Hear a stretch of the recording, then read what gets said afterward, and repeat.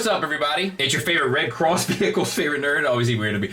Anyway, I know, I get it, but it looks like a Red Cross sports car. And today we are looking at the Fanshobby Athena. This is their take on Minerva. It's kind of been hyped up a good deal. A lot of people have been looking forward to it. I'm not necessarily one of them, but I got an offer from my buddy Adam G. He was getting it, asked if I was interested in taking a look at it. I said absolutely, positively. Nobody can get the job done faster than I can. Nobody. Send it my way. And he did, so we're going to take a look at it. But in order to do so, we got to start with accessories. So it comes with 2 guns, one for each of you. You can flip this out, and then you're going to need small hands to flip that out, and then you have the handle. That's how it transforms. It's a decent enough sculpt work, and it has some silver paint on it. You get 2. Now, in order to store them, you have to take off this piece here, and then you kind of slide these up inside these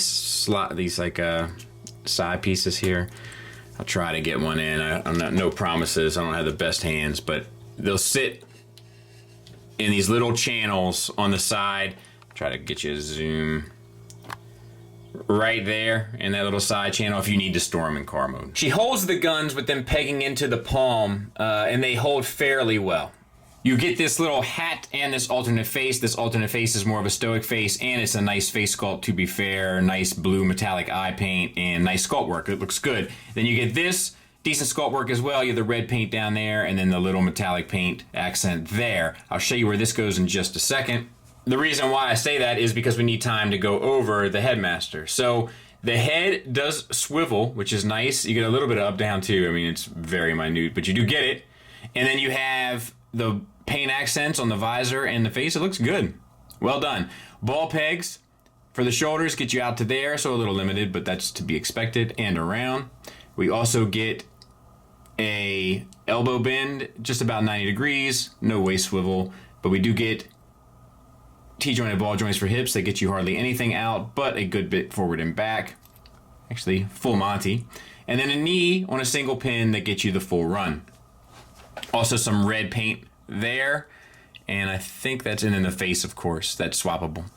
Okay, so get it transformed. Very simple, very G1. You just take the legs, bend the ab back.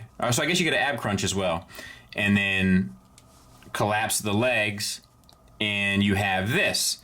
And now you can apply her hat, and you're good to go. Now to get the Headmaster in, you lift up here. This piece is already coming off, but you just lift up here.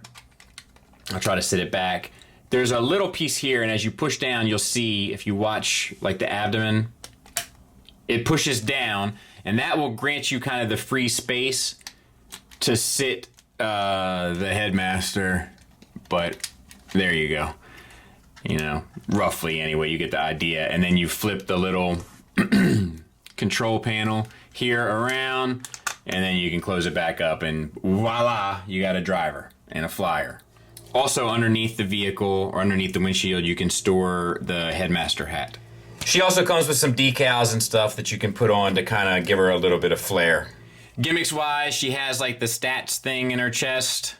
So, you know, that's a cool little thing that they do sometimes. But here it is in alt mode. It rolls. I will tell you that impressions wise, like getting it out of the box, this plastic feels very cheap. It feels like play school. Like it feels like a children's toy. It really, truly does. It does not feel good at all. The deco doesn't do much for it either. Just, you know, it's simple line work and such, and it's well done. The deco is well done. Like this red is sharp. The silver is sharp down there. Silver, red. Like it's all very sharp work. The translucent, along with the silver wheels and all that. Don't get me wrong. It's applied well. Silver on the mirrors as well. It's just because like it's nice big thick line, translucent, like it just, along with the feel, it ends up feeling, I mean, this is the worst feeling thing I have felt in a long time, so to speak. So yeah. Anyway, that doesn't change the fact that it does look pretty good next to Tiger Tracks. To transform it, start by taking off the top piece. Then we got to start untabbing some of this stuff. You want to get access to these doors here. Take your side mirrors and fold them down against the body of the car to get them out of the way. You can swing these doors down, collapse the window, collapse the underbody. Once again, swing this door down, and then collapse the window, collapse the underbody. Up here, we can flip that forward and flip these two things in. We got to deal with these now.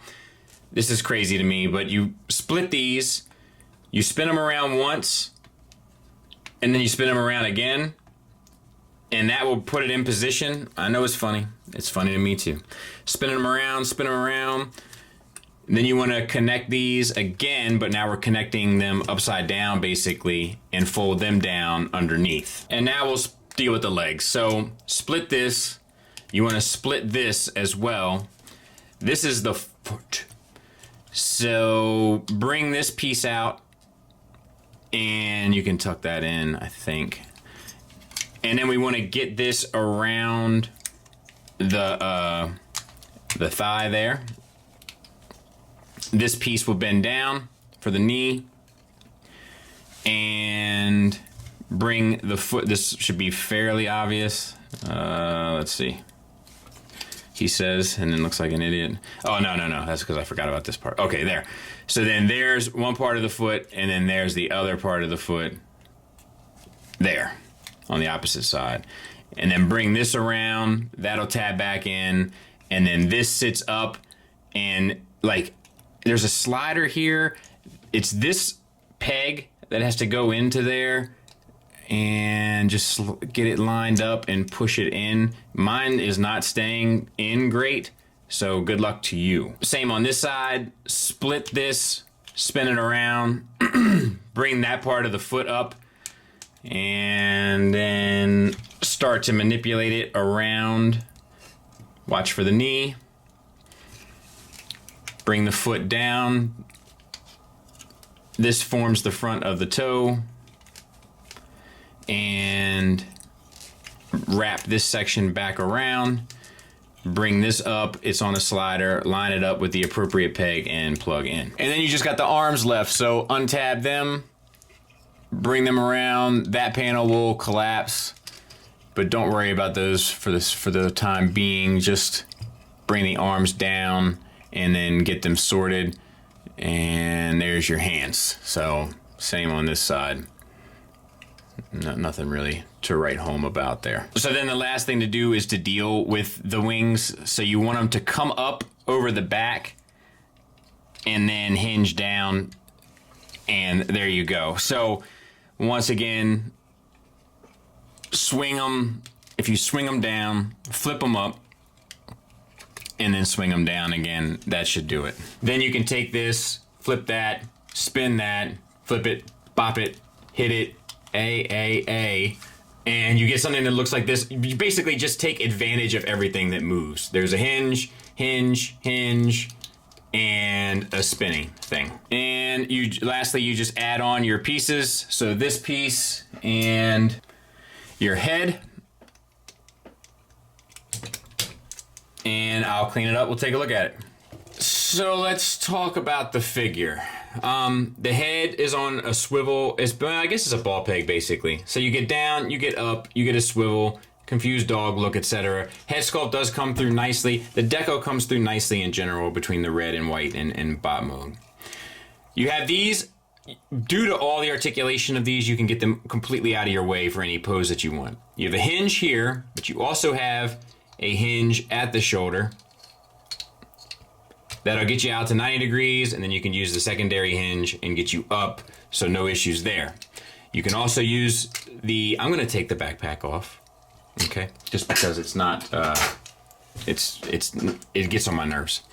You can spin it around, no problem there. You have a bicep swivel, it's a really tight joint.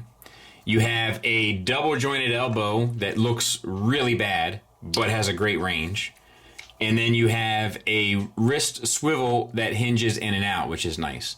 Now for the fingers, the thumb is on a C-clip hinge, and the fingers are on C-clips as well. And they're pinned at the base knuckle and secondary knuckle, right? Yes. So not fully articulated, just kind of strange, honestly. Same for the other side.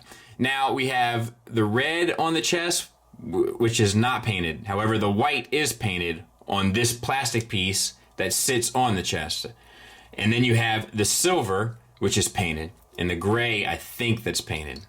You have a double ball peg for the abdomen, so that should work fairly well, and it does. And you get the swivel, fair amount over and back.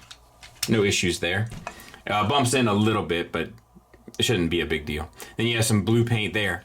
Huge ball pegs for hips, get you out to there, forward and back to there. This leg of mine is like constantly coming unpegged. This one, not so much, just the back flap on this one, but knee, double jointed, but this gets in the way, get that out of the way, and you get the double joint. And then you have an ankle, you get a toe tilt down, you get an ankle tilt up, and you don't get a rocker, they just fake it at the toes. Yeesh, buddy. There it is from the back, and there it is with that on top of it from the back. Yikes. Size comparison wise, there it is with a Masterpiece car and Bag Cubes Brawn, just because I have it sitting right here. So about the same size as a Masterpiece car, I think that works well.